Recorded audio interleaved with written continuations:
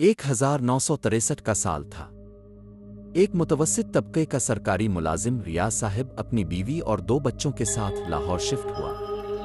कम कीमत में एक खूबसूरत पुरानी कोठी मिली, लाल कोठी। महल्ले वालों ने खबरदार किया, वहां रात को रोशनी जलती है और किसी औरत के रोने की आवाज आती है, मगर रियाज साहब ने हंसते हुए बात टाल दी।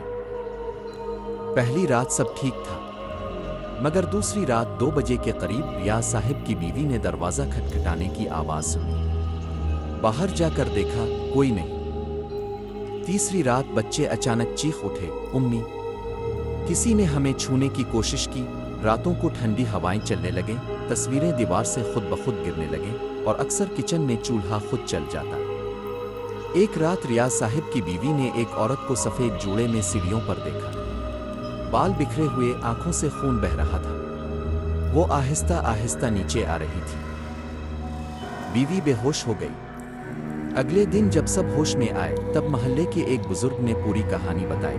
तकसीम के वक्त इस कोठी में एक हिंदू लड़की को जबरदस्ती छीन लिया गया था। इसने खुद को तेजाब से जला लिया।